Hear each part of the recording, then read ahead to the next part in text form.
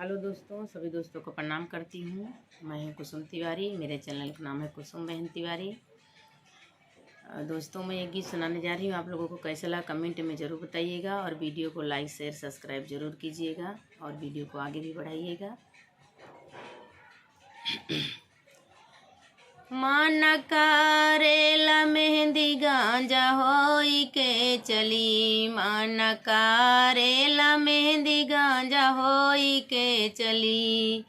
मेहंदीगंज नगरिया में सासुरु करहे ना, मेहंदीगंज नगरिया में सासुरु करहे ना। मन करेला घूंघुटा डाल के चली, मन करेला घूंघुटा डाल के चली। मन करेला मेहंदी गांजा होई के चली।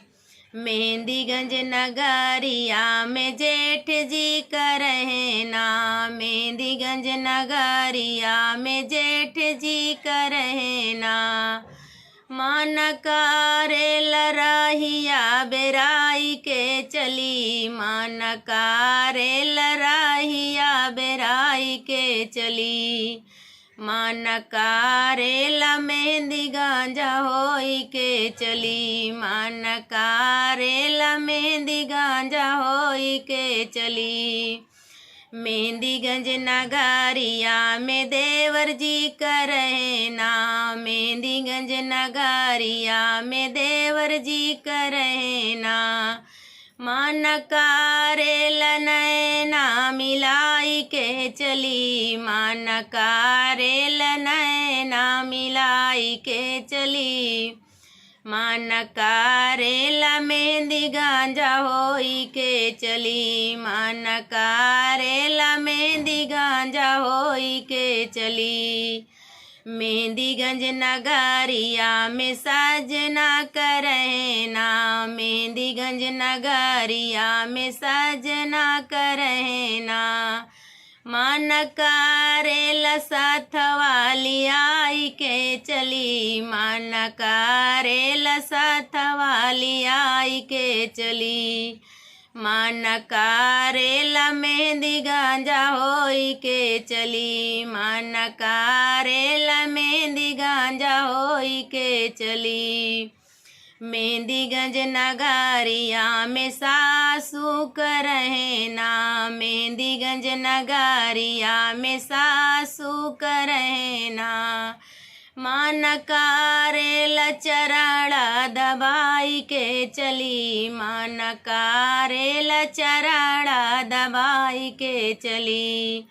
मन करेला मेहंदी गांजा होई के चली, मन करेला मेहंदी गांजा होई के चली।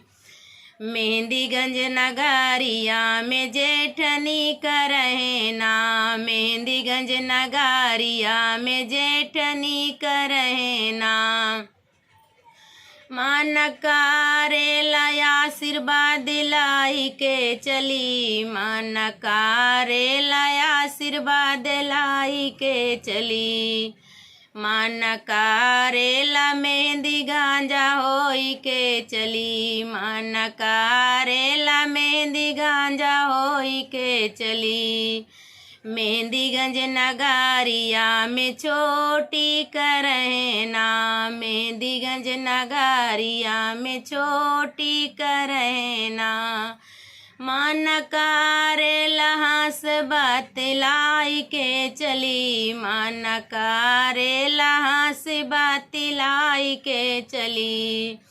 मन करेला मेहंदी गांजा होई के चली, मन करेला मेहंदी गांजा होई के चली। मेहंदीगंज नगरिया में ना नदी करहे ना, मेहंदीगंज नगरिया में ना नदी करहे ना। मन करेला गावना कराई के चली, मन करेला गावना कराई के चली। मन करेला मेहंदी गांजा होई के चली, मन करेला मेहंदी मेहंदी गांजा होई के चली।